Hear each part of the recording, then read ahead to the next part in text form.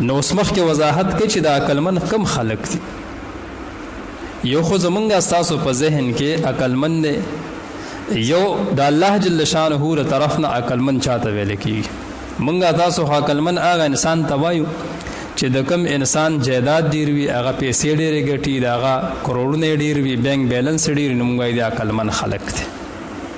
الله جل شانه دلته وضاحت کوي. الله تعالی دلته وضاحت کوي چې اولو الالباب خاوندان د عقل لا کم خلق دي. او رسول الله صلی الله علیه وسلم په حدیث پاک کې هم د اوخیار سړي د عقلمن سړي وضاحت کړل.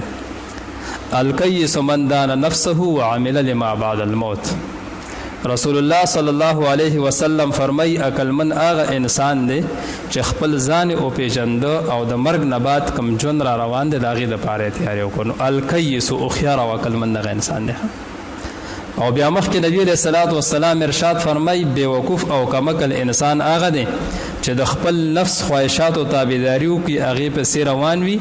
او بس بیا هم د الله نه آرزوګانې امیدونه ساتي چې الله به ما جنت ته بوسي. نو دا بیوقوف انسان دی. دلته کې الله جل شانه مختلف صفات د اولو الالباب او د عقلمندو خلقو ذکر کړي دي. انما يتذكر اولو الالباب الذين عقلمن هغه خلق دي یوفون بعهد الله چې پوره کوي دی وعدې د الله تعالی. د الله جل شانه سره کومې وعدې کړي دي هغه وعدې دی برابرې. یو وعده میثاق عام، الله جل شانه د تمام انسانانو نه د آدم علیه السلام نه راوالی تر ورځ د قیامت چې څومره انسانان راځي، د دې تمام انسانانو روحونه الله جل شانه د میګو د دغه سرو میګو په شکل کې پیدا کړل. او د عرفات په میدان کې الله جل شانه دوی ته هغه دلایل د توحید بیان کړل. دې خبره باندې لږ انتظان پوه کړو. د عرفات په میدان کې الله جل شانه دا تمام روحونه راجمع کړل. اوس مفتی محمد شفیع رحمت الله علیه فرمایي چې دې کې تور او سپین او زیړ ومو، لکه مونږ تاسو کې څه تور څه سپین او څه څنګه څه غنمرنګي څه څنګه او څه څنګه دغه شان وي د دغه روحونو رنګونو. خو هر څه چې وي الله جل شانه د آدم علیه السلام نه راوالی تر ورځ د قیامت څومره انسانان راځي د دې روحونه پیدا کړل، د عرفات په میدان کې جمع کړل. او بیا الله جل شانه هغه دلایل د توحید هغې ته بیان کړل. دغه شانتې واده نه واغستې چې کوم د الله په وحدانیت باندې دلایل دي هغې ورته بیان کړل. او د هغې نه بعد الله جل شانه ورته وفرمیل الستو بربکم، آیا زه ستاسو رب نه یم؟ نو قالو بلا، دې ټول ووایي الله تعالی ته زمونږ رب یې. انت ربنا مقصد دا د بلا مقصد دا چې الله تعالی ته زمونږ رب او ستانه علاوه زمونږ بل رب نشته. نو ګوره یو هغه وعده شوه چې کومه وعده میثاق عام الله جل شانه د ټولو ارواحو نه وعده اخیستې وه، نو د هغې وعدې دی ایفا کوي او دا برابروي. دنیا ته رالل نو عقلمن هغه خلق دي چې هغوی د الله جل شانه هغه وعده برابر کړي. الذین یوفون بعهد الله، د الله جل شانه وعده دا برابرۍ او د هغه وعده مطابق د الله جل شانه په ذات باندې ایمان لري او د الله جل شانه له طرف نه چې کوم احکامات راځي کوم څیزونه راځي نو د هغې پابندي کوي. نو الذین یوفون بعهد الله، د الله جل شانه د طرف نه چې کومې وعدې دي د هغه وعدو دی پابندي کوي، ایفای عهد کوي. رسول الله صلی الله علیه وسلم یو صحابي دی حضرت عوف ابن مالک رضی الله تعالی عنه،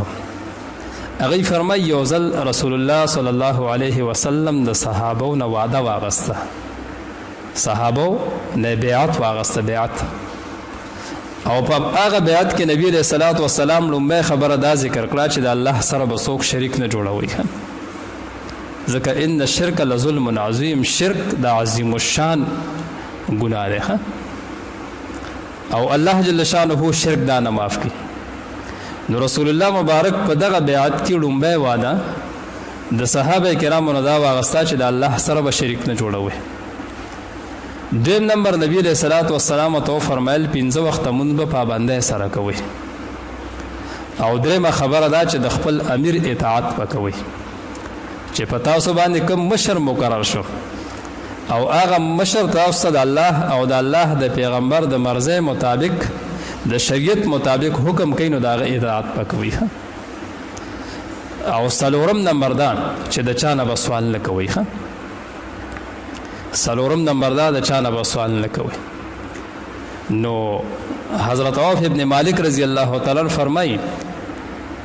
چې صحابه به کله په اس باندې کېناستل او په لاره باندې روانو نو که د هغې نه بعد چابک ښکته پرېوتو نو د هغې حالت دا و چې چاته بیا دا نه وي چې ماله دا چابک راکړي په خپله به د اس نه راکوز شو هغه چابک پرې راواغسته ایفای عهد رسول الله مبارک سره بیعت کړو چې د چا نه به سوال نه کوو اوس چابک چاته ووایي راواله دا خو سوال نه دی خو لیکن بیا هم د نبي علیه الصلاة وسلام د وعدې دومره لحاظ ساتو دومره خیال یې ساتو او د نبی علیه السلام دومره اطاعت کو چې چاته دا نه و چې ماله دا څیز راواله عبدالله ابن مسعود رضی الله تعالی عنہ د مانځه وخت صحابه کرام بوز د راجمع شوي رسول الله صلی الله علیه وسلم صحابه کرام ته کېني عبدالله ابن مسعود رضی الله تعالی عنہ په دروازه کې رادن کېږي چې کومه د لارې نه کومه دروازه دن ناراضي او خلک پای باندې رادن کېږي جمعات عبدالله ابن مسعود رضی الله تعالی عنہ اله رادن کېده په دروازه کې او د رسول الله مبارک څنګه आवाज واورید چې کېني هغه په دروازه کې کېناسته وګونو ته आवाज را رسیدل اطاعت د امیر او د وعده پابند په هغه ځای کې رسول الله مبارک دوباره आवाज وکړ چې ما هغه خلکو ته و چې کم خلک مسجد او په جمعات کې دن نه دی په خپل ځای کې چې کم دروازه کې دی یا لاره کې ناست هغه دی را دند شي دا غینه بعد عبدالله ابن مسعود رضی الله تعالی عنہ هغه را دند شو نو الذين يوفون بعهد الله الله جل شانه فرمای اولو الالباب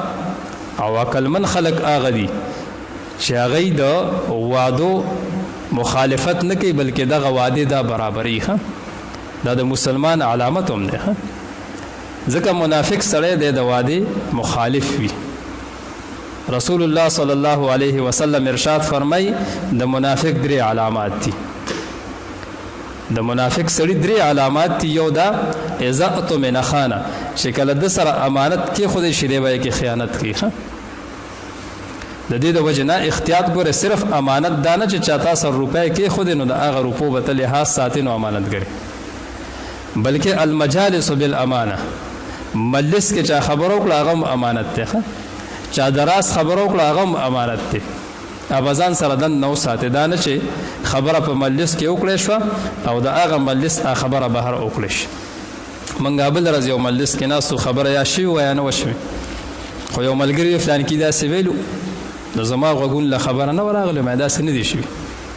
خو لیکن د هغه مجلس نه خبر راوچته شو دي زه تیراړه د پاره د شرخه دا خو چغل خور د منافق سړی کار دغه چې د وجبې د زه تاسو هم په مجلس کې ناسو بل سره هم په مجلس کې ناسي نبی رسول الله والسلام فرمایي چې کوم سړی په دنیا کې د وجبې الله جل شانه هو پرز د قیامت د وجبې د جهنم د اور نه ورکی چې کوم سړی چغل خور دی زي یو سره یو شان ملو شي بل سره په بل خبره سره ملو شي د منافق یو علامت دا اذا اؤتمن خانه د سره امانت کې خود شری وای کی خیانت کوي او بل چې کله د وعده وکینده به د وعده خلاف ورزي کوي او بل رسول الله صلی الله علیه وسلم فرمای چې کله جګړه کوي د کنځلې کوي بل استادا سے کم کنځلې بکی نو دغه آیات کریمه کې الله جل شانه لومبه نمبر صفت د اولو الالباب او د عقلمند خلق ذکر کړي الذين يوفون بعهد الله عقلمن هغه خلق دي چې دوی به پوره کوي وعده د الله تعالی ولا ينقضون الميثاق او دوی وعده نه ماتي